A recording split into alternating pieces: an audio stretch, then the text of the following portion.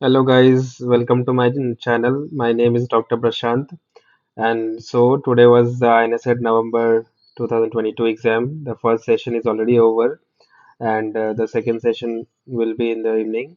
So basically, I didn't give the exam because I'm already appearing in the counseling. I passed out from NRS and I'm attending the NEET PG counseling.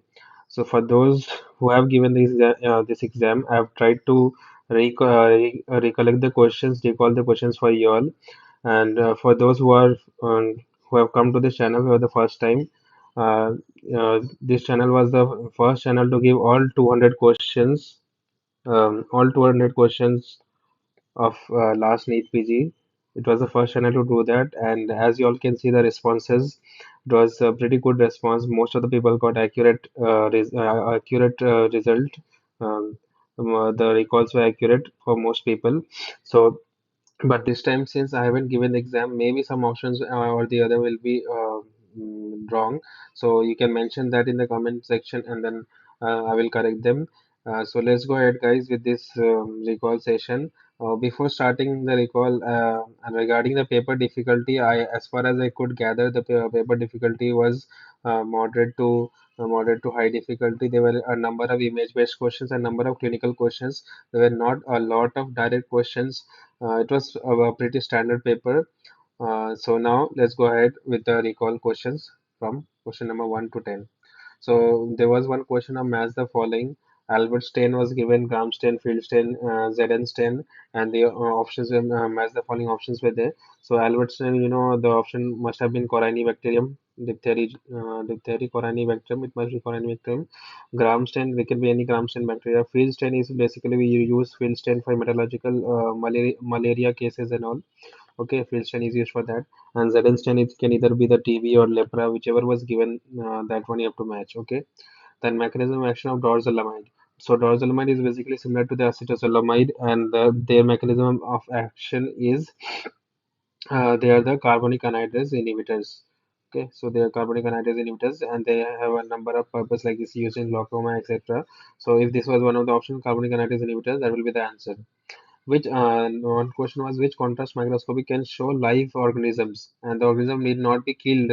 Okay, so the options were like phase contrast microscopy, polarizing microscopy, or dark ground microscopy. So I think the answer for this will be dark ground microscopy. This is used for showing the corkscrew motility in syphilis, where the organism is alive. So dark ground microscopy should be the answer. And then there was this question of memantine. Memantine, what is the mechanism of action of memantine? So memantine is basically it is used for Alzheimer's disease. Alzheimer's disease. Okay, and it is if the question was mechanism of action, then one of the options should have been NMDA receptor. Must have been mentioned in one of the options. So basically, what memantine does is that it inhibits current flow through these NMDA receptors, and hence it is used in Alzheimer's disease. So this should be the answer. Now, ankle reflex is exaggerated in. So this is like a very common question. Basically, they ask to differentiate between upper motor neuron and lower motor neuron disease. And the other two options I don't remember, but the ankle reflex exaggerated in should be the answer. Should be upper motor neuron disease. Um, Exaggerate are also called the Babinski sign. So Babinski sign. It is seen in the upper motor neuron disease. Okay. Now question number 6.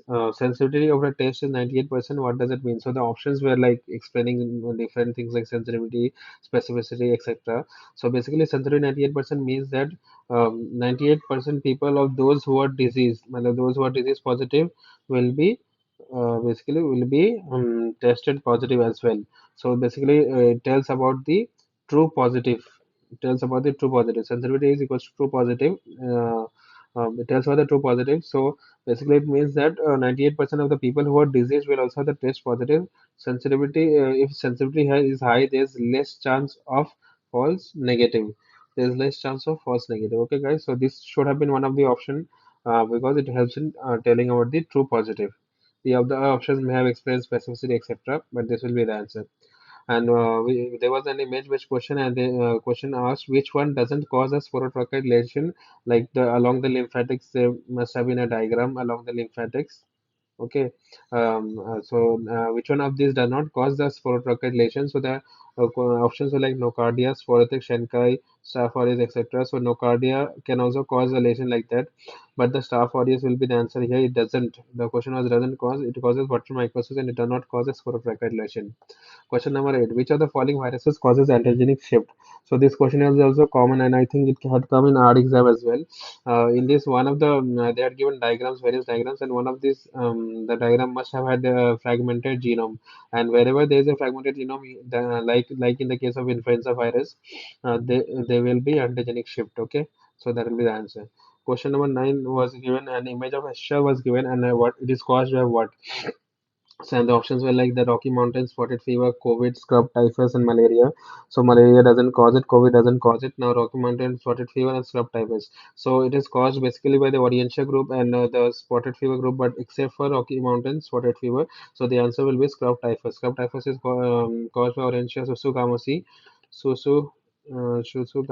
and this is the answer. It causes Escha. Question number 10, there was a history of HIV, background of HIV was given, and they had given acid fast stained eggs were given, and they gave the size. Most important here, the size was also mentioned of 4 to 6 micrometer of the oocyst. And what will be the causative agent for this clinical condition? So the options were like cyclospora, isospora, and cryptosporidium. So the clear answer for this will be cryptosporidium, as the size of the oocyst is 4 to 6 micrometer, and so this will be the answer. So thank you guys. This was the first 10 question.